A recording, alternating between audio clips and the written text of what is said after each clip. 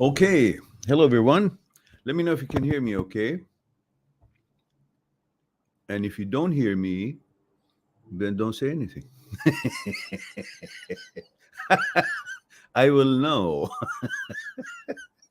But if you do hear me, please do say something. All right, now. Once I get, there we go. Locomotive says, yes. Yes, what? Yes, what? You owe me money? Is that what yes is?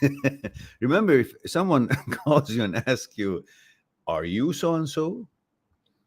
Don't say yes, because they trick you by saying yes, then they use that yes as a confirmation of buying something. So if they say, are you so and so? Say, who is this? What do you want? Don't introduce yourself until you know who the heck they are. Locomotive says, says, we can hear you. Thank you for that. Says, my favorite channel ever, TT. Well, thank you for that. I wish more people would think of you so we could survive.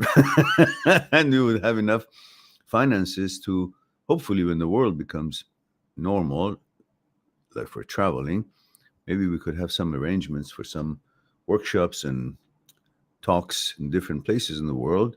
If there would be sponsors who want to do that, invite us for that. One moment, please.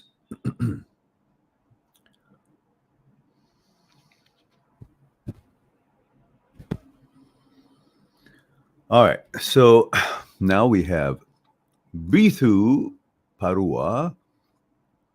Says, hi, Maran. And let me go from the beginning, see who's here. Orlando Osuna says, good afternoon, Maran. Orlando Osuna 45, Albuquerque, New Mexico. Thank you for that. He says, can you talk about the current situation in the world where women of value are non-existent? Last boyfriend was so messed up in so many ways. I'm sorry, I'm confused. You want me to talk about woman of value non-existent today, and you're saying your last boyfriend was so messed up in so many years? You are male, right? So am I reading it wrong, or have you read it? I mean, written it different than what it is, or are you saying that I'm confused? I'm confused. Could you could you make it clear for me? Perhaps you want to say last girlfriend was so messed up in so many ways. Yeah, I think so. He says she had also lesbian tendencies, which to a lot of men might be sexy. Yeah, it's kind of different.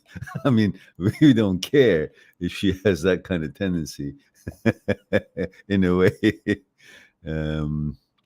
as long as she shares.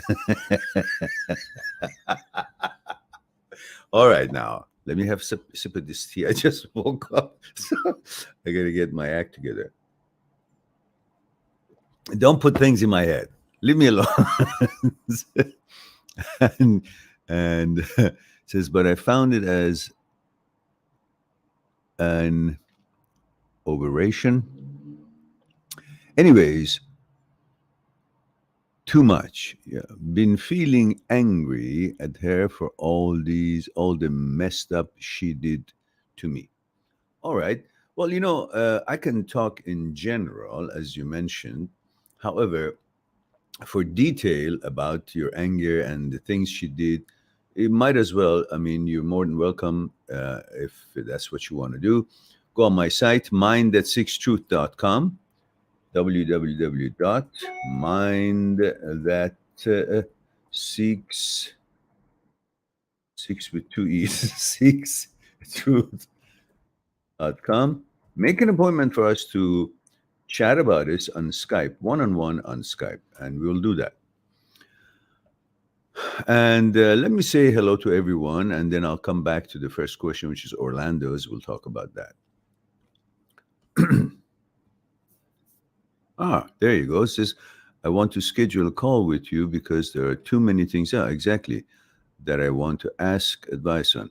I'm extremely upset with my ex, and I don't want to ever see her again or run into her. She's messed up. All right. You can go on my site right now if you like, make an appointment, and you can put it for 4 o'clock this afternoon, like another 2 hours and 15 minutes from now. I should be done by the with a live stream by then, and we could have that. Or you can just register, and I'll get back to you on Skype. We'll fine tune which day, what time, and so on. All right. And then Aman is here, says 21 male India. Thank you for that. And we'll get back to his questions afterwards. And we heard from TT's is my favorite channel. I got to repeat that. That's an advertisement for us. And Locomotives as we hear you well. Locomotive says money. I'll give you some. Haha. Well, all right. We need more than some, by the way, just so you know. The thing is with this channel is that actually we don't get any support. People think I'm independently wealthy, and and they just don't think that we deserve money. We think they think, and so that's how we operate. And I'm delighted about that. Oh my God, Kenji says 37 male, North Carolina. Says my first love is about to. Okay, we come back to that. Just want to say hello to everyone. And yeah, Orlando says I mean girlfriend. Sorry. Yeah, you better be correct in your writing, otherwise, we wouldn't know what the hell you're talking about, or at least you mislead us. And so Locomotive says, I've had about 200 relapses over the past 20 years. How do I overcome OCD fully?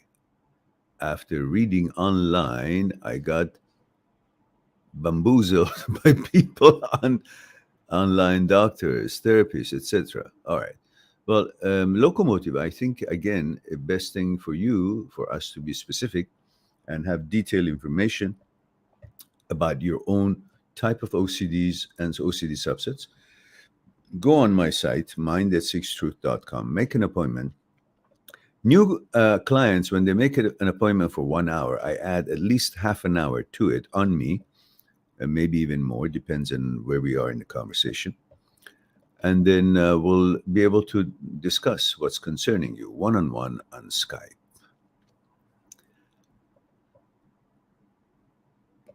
TT says, I'm going through some issues while I'm moving on from my GF. She will get married next year. She chose that man. She pretended to love me, and she cried a lot about me leaving her, but I left anyway. My problem is I can't move on. Okay, we'll get back to that too. And Locomotive says, thank you. All right, let's go to Osuna and let's start our discussions. Osuna says, Orlando says, can you talk about current situation in the world where women of value are non-existent? This is true. Unfortunately, when I was growing up, pretty much every woman was woman of value. All the ducks were in a row, and everybody was adhering to some kind of a tradition, some kind of a belief, some kind of a guidelines. Society had certain rather healthy, to a certain extent, expectations of people, to the point that they would mostly adhere to certain higher echelon of criterias in the personal behavior, in the personal responsibility towards society, towards the relationship, towards other people. Breaking heart and using people and jumping from one branch to another was not the thing of the day. We would fall in love and follow and pursue the love, and if was responded to and reciprocated, it would come to be something, and that something would have lasted for years, as it was the purpose of getting together for boys and girls. And that is what they were hoping, to find someone that love would be two-way street, responsibilities would be clear and known. Society knew what woman is and cherished, admired worshipped, valued every woman, and society knew, everybody knew what man is all about. Their roles were clear, and they were a team, like a pilot and a co pilot, and there was no fight over who's going to be a pilot. Everybody had accepted that whoever's got more experience, which at the time it happened to be men, and they were usually older in a relationship, would be having more of a say in the leading of that relationship, especially if it gets to marriage or a real serious encounter. And the women were just actually delighted by that. They wanted to attend to their own role as a woman, as a homemaker, as someone who would be center of the balance of the family, center of nutritional needs, emotional needs, guidances that a mother, that a female, can only a female with her special abilities could do.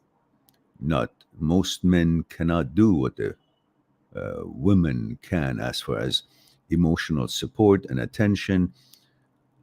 And so that's the difference between men and women in general, and each are good at something. That's why they make a good team, when they really understand each other's role and respect each other's role, and they would like to build something together and have this ship, their family, their relationship, this ship to function and be navigated properly without hooplas, without dramas, smooth as she goes. And usually those relationships were successful because everything was clear. And the navigation of that ship was not subject to fights and proving that I am better than you, I can do this, I can do that, and I can do whatever I want. Women couldn't do whatever that the society could have maybe advertised on because she didn't choose to. She they they believed that there are certain rules that should be first and foremost on the couple's mind in a relationship. And men couldn't do whatever it was advertised to do. They had certain limitations and responsibility codes, and codes of ethics that they would adhere to if they wanted to continue having a good name in the society and the eyes of their woman. Their woman's opinion to the man about the man was very important. Men really cared what their woman thinks of them and what the society thinks about them through the way they would behave and treat their woman. Because once the woman was uncomfortable or unhappy or mistreated, the whole society would know, and the society would frown upon a man who is abusive to the woman. Now, today is like individualism, whatever you want, everything goes. Maybe she's done this, maybe she's done that, maybe he wants to be free. There's so many nonsense that is bamboozling people from adhering to certain roles and certain responsibilities and certain goal for a relationship, that relationships fall apart just because the woman wants to see how much she's valued, and she gauges that based on the attention she receives, because it's been advertised that the more guys you have paying attention to you, the more valuable you are. But that wasn't the way it was then. It was the less guys you have attention of, the more, in line with the culture of the day. And now, as soon as there is a discomfort or discrepancy in a relationship, the woman leave. Why? Because society says it's okay if you want to leave, go. Nobody's going to frown upon you. Nobody's going to think anything different than you. You still have the same value, no matter how many times you break your marriage and your serious relationship or abandon your responsibilities, children, whatnot, doesn't matter. So they do, because we are product of a society environment in a way. If we think they're going to frown upon something, well, we kind of try not to do it. If we think it's acceptable and it's easy for you not to have to be challenged in life and make things easy. If things are not really going well, instead of fixing it, you just break it and go and buy another one. You break the relationship, go get another boyfriend. Break the relationship, go get another girlfriend. That's how it is today. Before, no. They would fix it. They would stand. They would fight for it. They would try to compromise. That was the routine of the day. That was the unwritten law among people: compassion, care, honesty. These were what people were trying to prove that they have. Today, they're trying to prove that they're popular and they can do whatever the hell they want. They're not bound by any standards whatsoever. So that's why our society's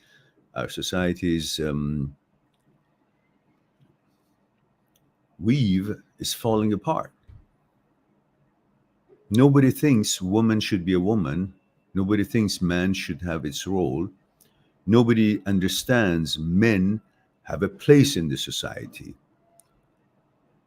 We go to the earthquake places. We help the rescues. We do the plumbings. We make roads.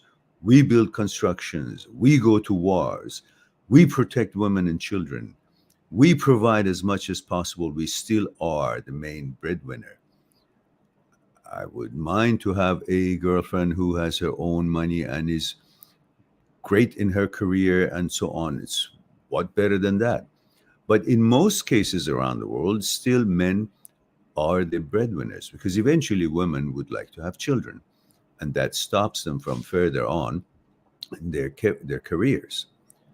So if you look at all the difficult things, all the infrastructures, all the um, protection activities, protective activities and behavior,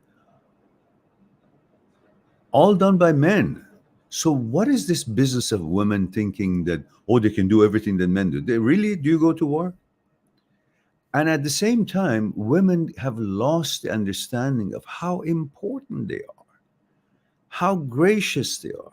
The center of love, center of family, center of compassion, center of motivation for every one of us men is woman. Everything we do in this life is for you, women. We love you. We appreciate you. We worship you. The femininity, the softness, the cohesiveness, the feelings, the healing properties that you have, the sexuality that you have, sensuality that you have. We cannot live without you, women. So you have a very important place, and you have lost that, left it, don't care about how important you are as a woman, and you want to hate men and become men and compete with men. How stupid is that? That's why our world is gone to hell. And there's some assholes, politicians who are looking for vote, they are pushing all these narratives to separate people, make women feel like they can be men and men can be women, and to the point that even in inquiries, when a senator asks some idiot who's supposed to be an expert, says, "Can men have children?" Says, "Yes, men can have children." Well, Jesus Christ, what are you talking about? People can identify as this is accepted, identify as that is accepted. Why don't people identify as a, I don't know, elephant or a giraffe? That should be accepted too. But as soon as they identify as that, they call them crazy.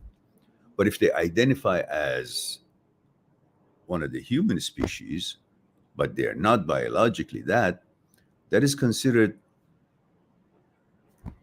having grounds. There are definitely some cases of that magnitude. But today, any child that opens his mouth and says, "Oh, I want to be a boy," suddenly there's a hormone offered to him at school by this school psychologist, and without consultation with the parents or anything, and without the child to be at legal age to make her own or his own decision. This is why it's so fucked up. There is no norm and standards. There's no regulations. It's like all the ships have now been cut The ropes to the dock have been cut, and they're all everywhere without any direction and banging into each other, going everywhere, and no one is getting anywhere. And the society is crumbling because of all these bullshits that is put in people's heads. Separate events and separate conditions would be dealt separately on its own individual merits and cases, but not making it a public policy of everything is everything. Well, fuck you all. That's my scientific evaluation of this whole thing, Orlando. I hope that is something that would be accepted as a general overview of what your question was all about. All right. Now,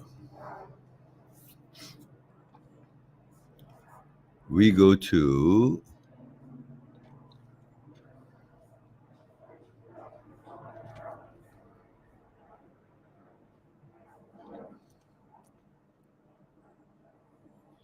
Aman says, 21 male India. She kind of kept my mind busy. She was very compatible to me, but she rejected me. I really don't like this word that you keep using.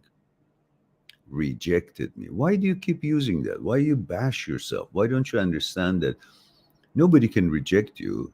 They may have other preference and they may not be compatible to you. They may change their mind. They may not want to be in a relationship with you. But that is not authorizing you to call yourself that you've been rejected.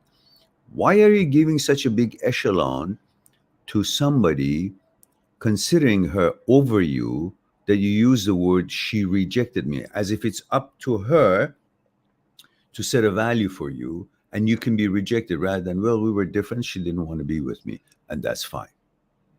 This word rejection, use proper words that would not put you down in the way you address the situation or yourself. Says, but she kind of trying to reach back to me. I don't know why even everything ended, and I kind of miss her. So should I go back? Yeah, sure, why not, But this time, if you didn't want to continue, don't call it rejection. Just say we tried and we didn't work out. Is it wise decision? Yeah, what decision? What do you mean wise? What else? What happens if you go and try and then it doesn't work, or it does work? So what happens? Your dick doesn't fall off if she says, no, I don't want to be with you anymore. Or maybe not after a month, she says, oh, well, I tried, but I don't like you, or whatever. Nothing happens to you. You just say, okay, thank you very much. That was nice. Another month of, fun. Okay. Now I go on and find somebody else.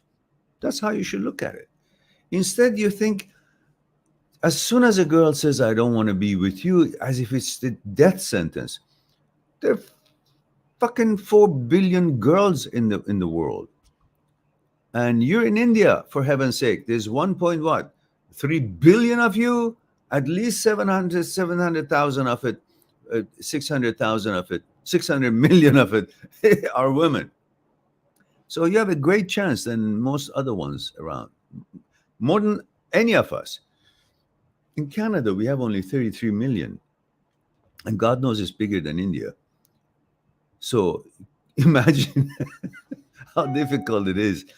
You have so much condensed population in one small area.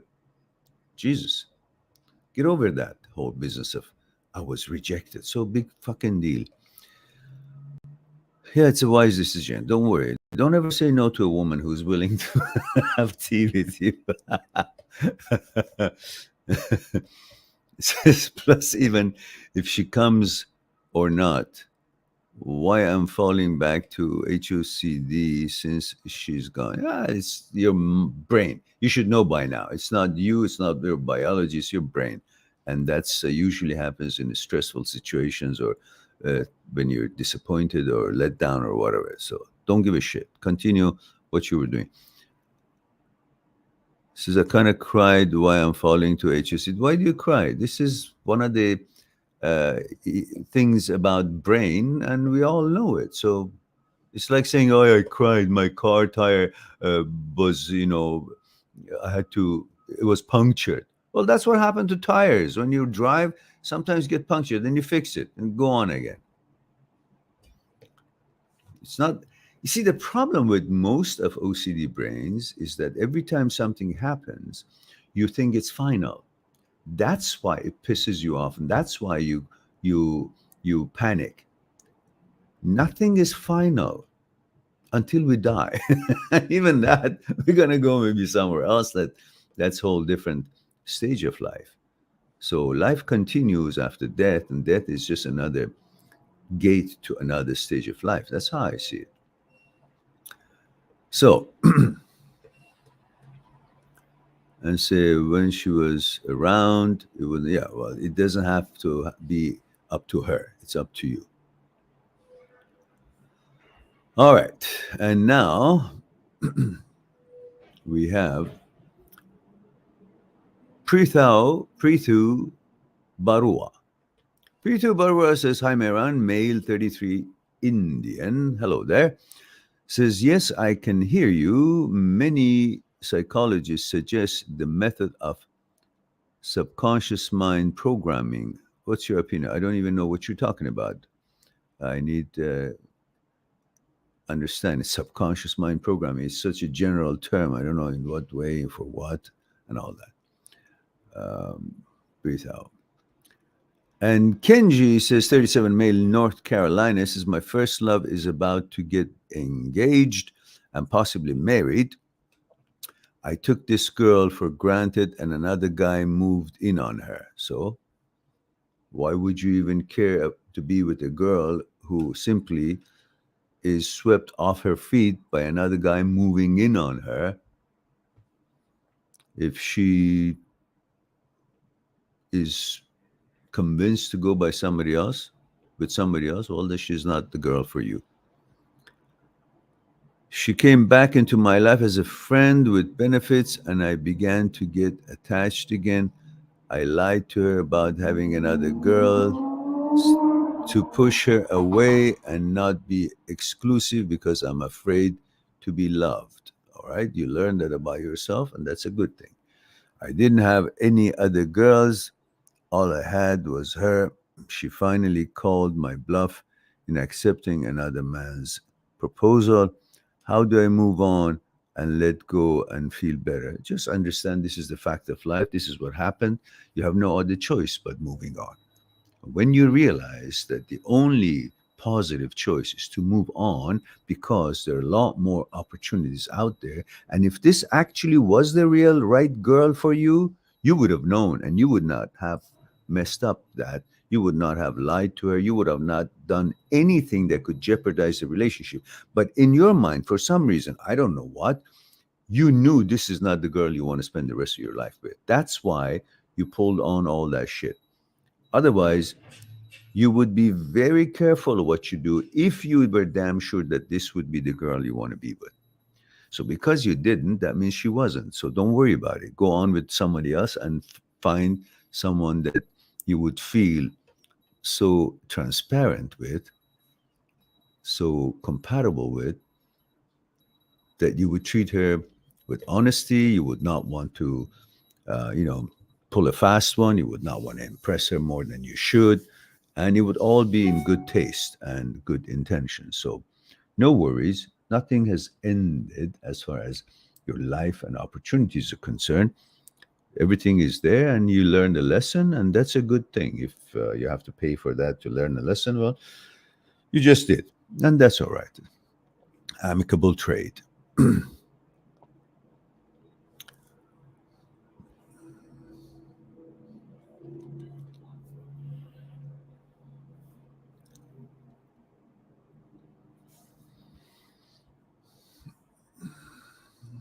And Locomotive says, "I've had 200 relapses over the past 20 years.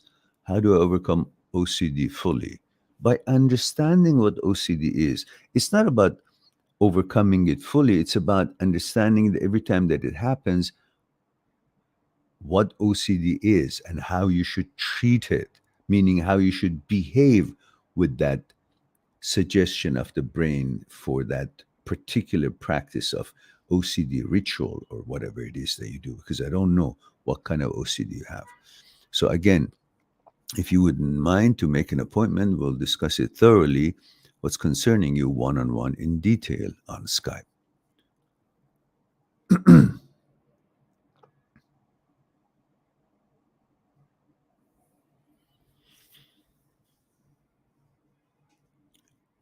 TT says, I'm going through some issues while I'm moving on from my GF. She will get married next year. She chose that man.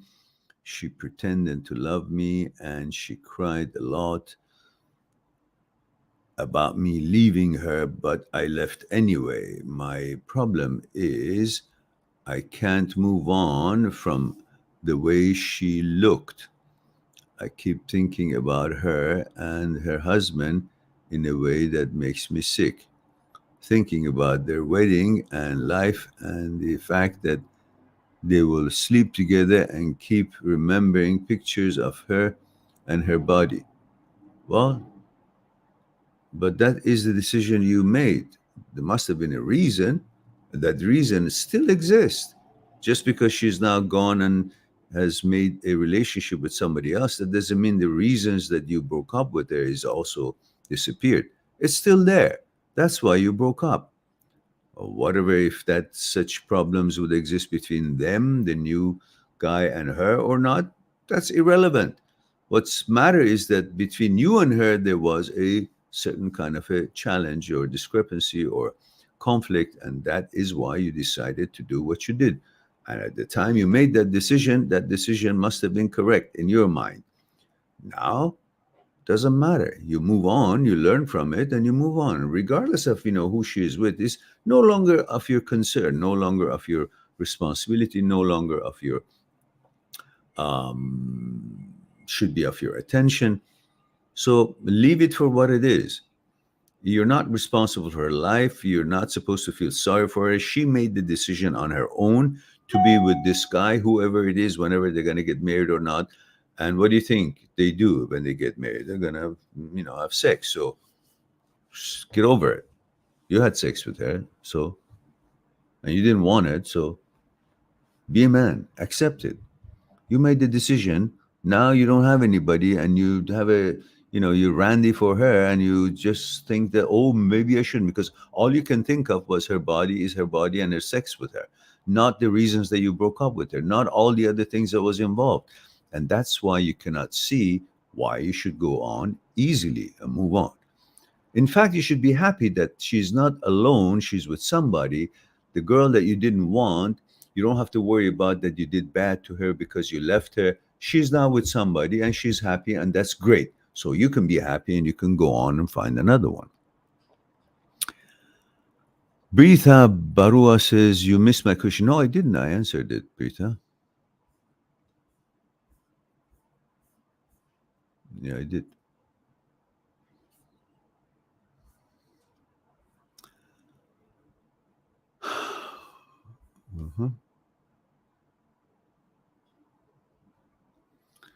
Tita says, I feel like my life is on pause until she married. No, it's not on pause at all. You get on with your life and get used to it. So I'll be fine after that, because I'm scared that she will inform me and try to bother me. Bother you? What do you mean? What are you talking about? Are you going nuts?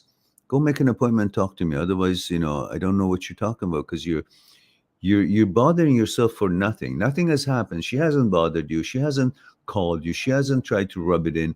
And if she does, you already know she's going to get married. So what bother is it? It's not a news anymore. You already know it. So nothing's going to happen. You're going to be fine. And don't be such a wussy about this thing.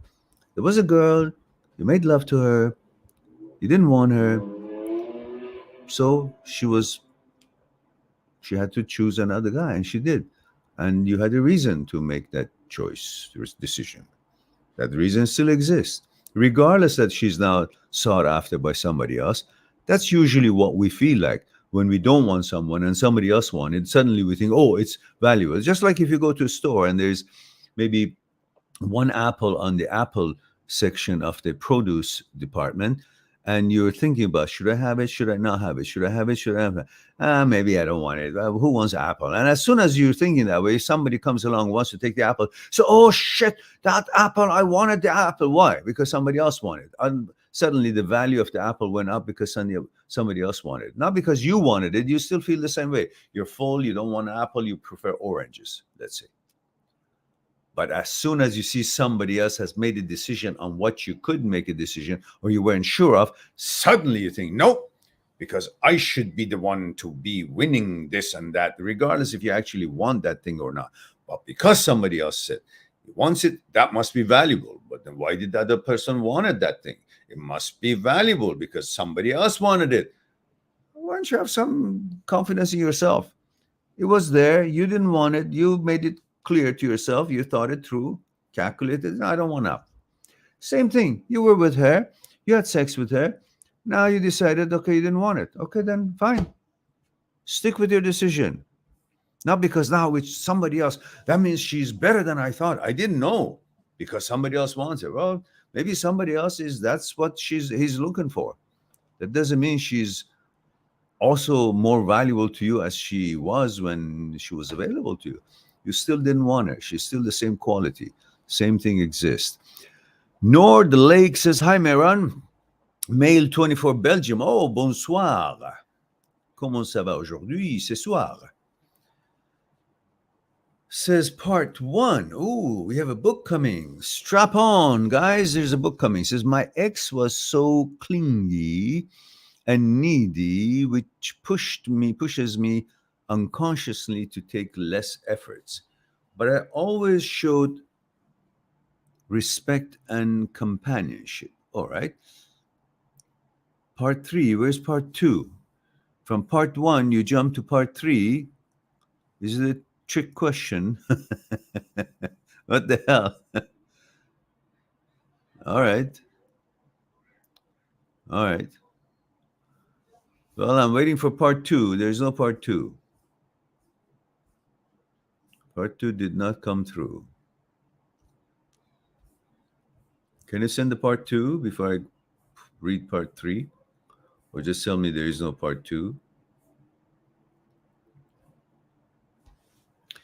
Anyhow, finally she left, Nord says, finally she left me for another one, justifying that by the fact that I did not make enough efforts proposing activities outside, inviting her, show her more attention, which is true. I know that her neediness and sexual problems was blocking me, but I didn't give up. However, now I feel guilty, alone, betrayed. It's holidays and I'm alone while she's with her new boyfriend. You're not alone. You just don't have her. Unless she was the only woman on earth, I can understand that. But she's not. So your definition of being alone is that I'm not with her. Go find another one.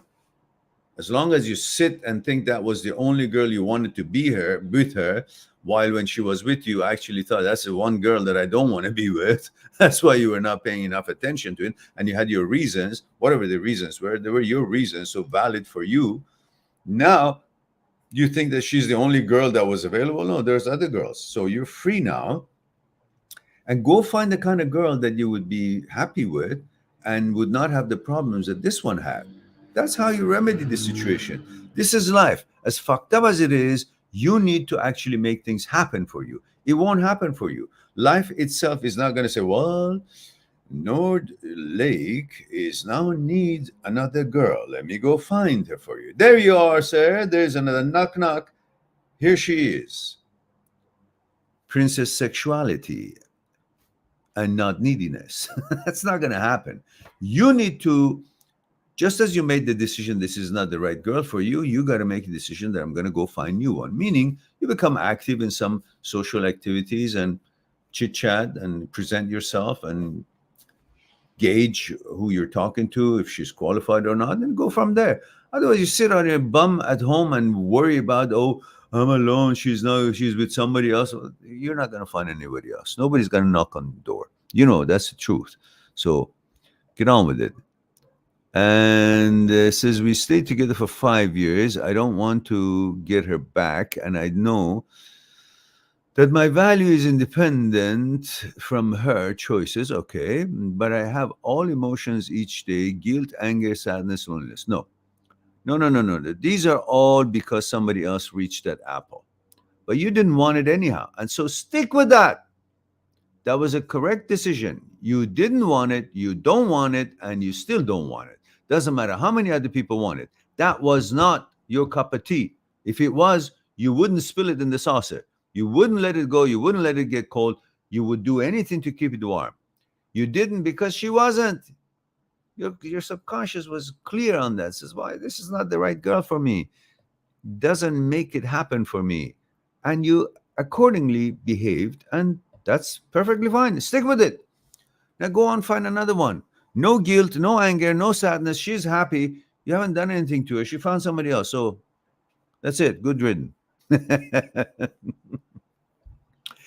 Locomotive says, love is hard, my friend, but because you invested lots of emotion, hence why there's, oh, you're talking to somebody else. All right. A locomotive says, my concern is I don't have no intrusive thoughts. I'm like, did I live a life as a lie because they started talking about compulsion, reassurance, etc. I had full blown breakdown when I heard what it is. I'm sorry, you shouldn't have a breakdown. I don't know really what you're talking about, locomotive, because I think it's broken into many pieces. I wonder where is the beginning of the thread. 200 relapses, 20 years. I see. Do I overcome OCD fully? Look, as I said, OCD is not about overcoming fully. It's about understanding it fully, because every goddamn human brain has OCD.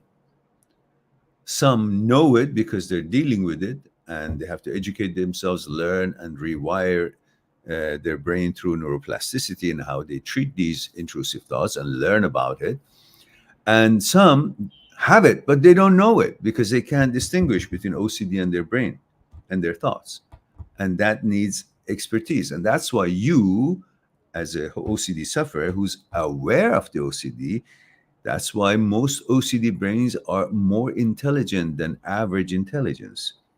They are more detail oriented, and they have figured things out, that there are certain discrepancies, and they have contradiction between what they are and who they are, and what is right and what the brain suggests. And that understanding is gold. It's a step to the right direction to better prepare yourself and train the brain to be under your command, rather than brain commanding you, fooling you that the brain is your leader. Brain is not your leader. Brain is an apparatus. It's just a bum, stupid idiot. It's not an intelligent, and it's just interfering. But you've been duped since childhood to think that the brain is you, and you're the brain, and brain is smarter than you, and brain is intelligence, and brain is your leader, and brain is your protector. It's all bullshit. Brain is just a machine, makes thoughts, and you're above the brain. There are aspects of you and the mind that the brain cannot even reach. So you are the judge of what brain suggests, and you decide if that suggestion, if that thought is of any value to you for whatever you want to accomplish, or you just pay attention to it zero amount and let it die by the wayside. You're the boss, not the brain. Once you understand these, then it doesn't matter what shows up. It can be annoying, but you will learn, and you will be able to sift through them, filter them, and separate the shit from the usable stuff. And you become even wiser and stronger than ever before with that knowledge. That's gold. Most people don't even know they have OCD, and they're fucked up in their brain. They don't know. They're making all kind of, they go crazy. They're the ones who go crazy because they can't tell the difference. So OCD brains are actually going toward healthy by having a blessing of understanding that they are separate from the brain. And by education, they understand that. At the beginning, they don't. They get freaked out. They think this is what they are. But when they learn about OCD and OCD subsets, they start becoming wiser and wiser, and their life becomes even more according to their wishes than the rhetoric and the nonsense that the malfunctioning brain, which is OCD brain, suggests in their lives.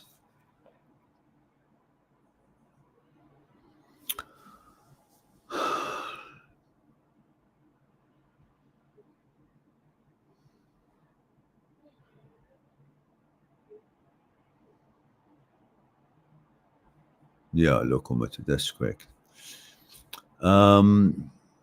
Nord Lake says 6 days after our breakup, 5 years relationship, she's also with another one. Well, 6 days after, that means she's not worth a damn if a girl can be in a relationship 6 days after.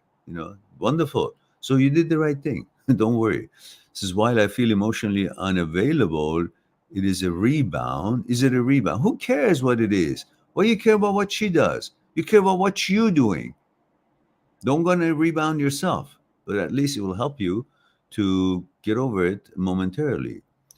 And this is why I feel emotional is a rebound. Can you give us your point of view about rebound relationship? Rebound relationship is just a filler that's going to kind of put some kind of a remedy on your wound, but it's not fixing it. It's just making it not sting so much, which is fine. It's a welcome healing remedy, but understand in your own mind that there's going to be a period that you should consider and remember this is a rebound, meaning you're not clear if you really want to be with this woman or not. But you appreciate it and welcome it because it's soothing and makes your pain to go away. It's a bridge between you and the valley that you may fall into. You're on the side of the cliff, there's the valley, and there's the bridge that connects it to the next part of the road, which you take this bridge as the rebound is, and enjoy it and let it help you to connect this side of the valley to the other side so you can continue your journey while you know that you're walking on a bridge, while you know that this is a rebound relationship, and you cannot consider it a great relationship at the moment. Once you pass that valley, in other words, that opening through the bridge, you have already reached the other side, which is you've gone over the grieving period, and the relationship, the rebound relationship, becomes no longer a rebound because you get to know her. Now you're judging her based on how she's been treating you and the experience you gained with her, because she was the bridge, helped you from one side of the valley to the other side. And through that journey, you were healed a little bit and you learned that you can make it and continue your journey. Now you're strong.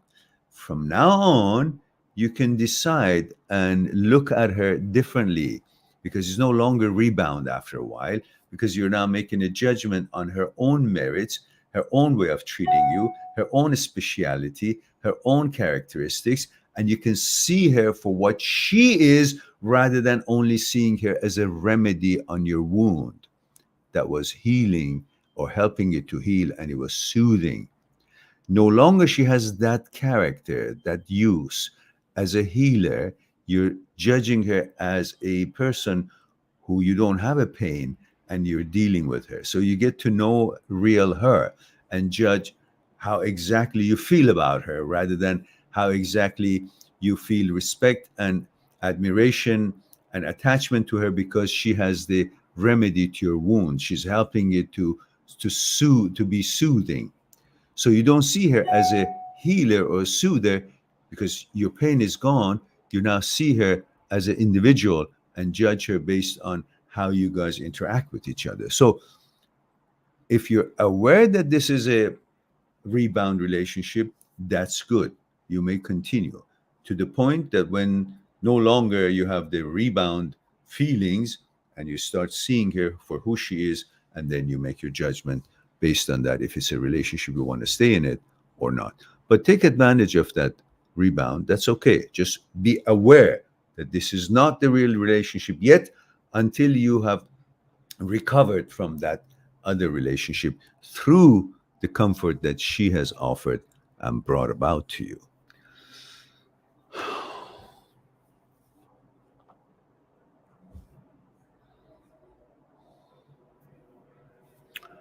All right. Oh my God, Kenji sends us a $5 super chat. Well, channel thanks you for that. And Kenji says, thanks again for your wise answers. Or you're quite welcome. I don't know what I said, but must have been wise, as we can see.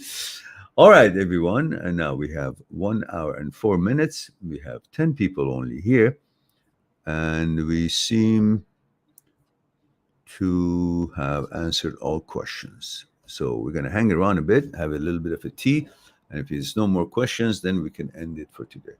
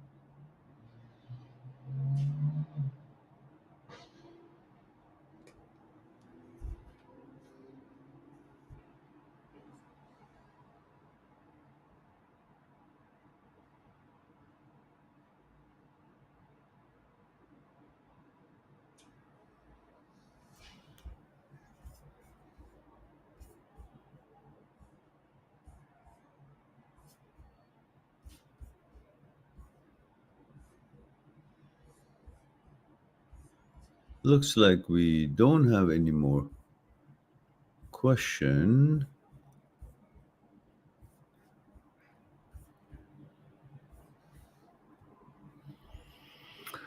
Note says for someone who will give her pleasure through restaurants, cinemas, outside activities. So what? And Locomotive says, according to Dr. Phillipson, he says OCD has nothing to do with intelligence. More, it's a brain disorder. Well, you're quoting one study, but there are other studies that actually says most OCD brains are above average in intelligence. And one reason is they're very detail oriented and they notice everything. And that itself can be used positively in your life if you take those traits and recognize that you are actually intelligent person. That's why you analyze too much.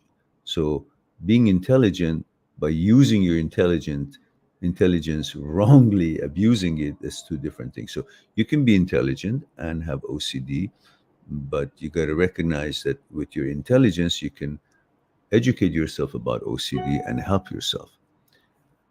And when you quote Dr. Phillipson, be careful because Dr. Phillipson is very expert in the field, and make sure your quotes are not taken out of context. He may have said something like that somewhere, I don't know, but you don't know what other things he have said in other places which could actually be contrary to what your summation is at this particular article that you have maybe read or listened to. So you can't just say that's what he said or he didn't say. It depends on what context it was, because it is actually studied that they are mostly above average intelligence. That is why they have a little bit of these problems because of that focus and attention to detail, which is too much. Um, Emmanuel Spiteri says, how do I get my boss to respect me when he's so stubborn? I can't get a message through to him, and it's becoming very stressful. I don't understand exactly what message you're trying to get through your boss, but stop trying to impress the boss. Impress your task. In other words, do your job as best as you can. That already gets the attention of the people that you want to get their attention to. And if they have any marble, they will value you as the valuable employee and they will recognize you. But trying to do your job just to be recognized, that interferes with the quality of the job that you're going to put into your duties. So focus on your duties, do the best you can for your position, whatever that is, and the result of your efforts will become the noticed, and then you get the recognition that you wish through the whole process of that company, whatever it is that you work. But don't do it for an individual. That is not going to be enough to be recognized by the company or corporation as a whole. It may or may not be noticed by that individual, which actually it could have no validity at that point. So my point is that you must be able to recognize that your duty as far as an employee is to the corporation and to your duties and to your job, not necessarily to that particular person that you want to impress. And so, as I'm looking at all these wonderful, wonderful. So, let me see what other questions. Yes, me too. Absolutely, me too. And let's see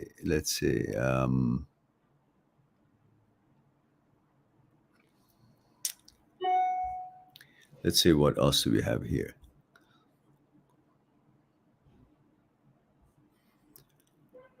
And Aman says, I have a question, Mehran. It's up. I did answer your question. Says, I just wrote another. You did you? Okay, let's see. Where's your question? Says, I mean, she says, so the girl I told you about, I'm not sure. She trying to reach. Okay, I saw that. I meant she didn't directly ask me to talk. She sent me a memes or tried to message showing like some work clearly look like an excuse. She stares a lot if we are in college. So I asked her if she want to talk. Yeah, you're making a big deal, Aman, out of this girl or any other girl. You just need to understand that it is not that critical what she does. You should understand that it's okay to talk to her to find out what her uh, intentions are.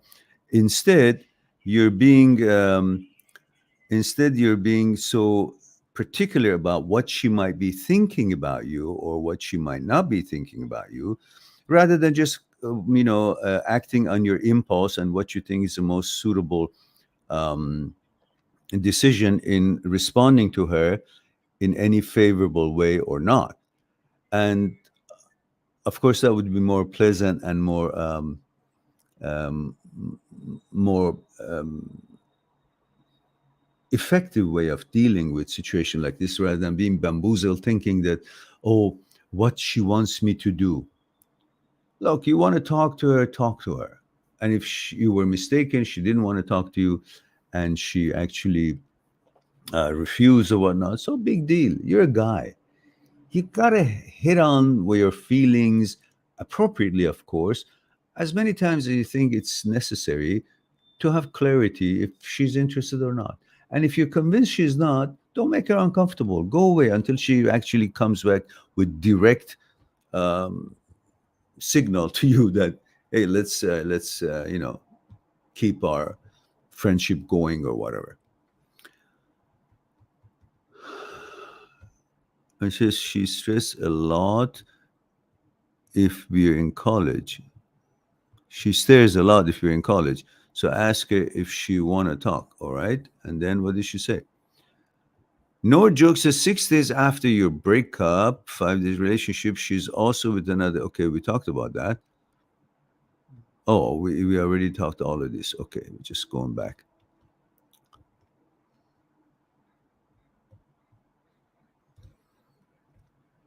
Locomotive says uncertainty, doubt, disorder. Yeah. Average intelligence, maybe because we're trying to figure out our thoughts, hence anxieties. Okay. All right, guys. Okay, it looks like that we have covered all the questions. It's 1 hour and 15 minutes. So it's time for me to say I love you all. Thank you very much for being here, giving me the opportunity to share a thing or two with you. I look forward to our next live stream. And in the meantime, be good to yourself and to the others and promote the channel, for God's sake. I'll talk to you later. Bye for now.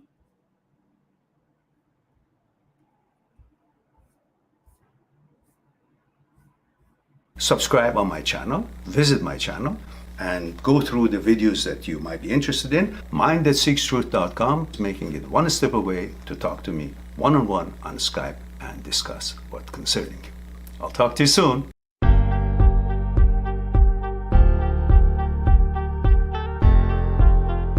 Subscribe on my channel, visit my channel, and go through the videos that you might be interested in. Mindthatseekstruth.com is making it one step away to talk to me one-on-one on Skype and discuss what's concerning you. I'll talk to you soon.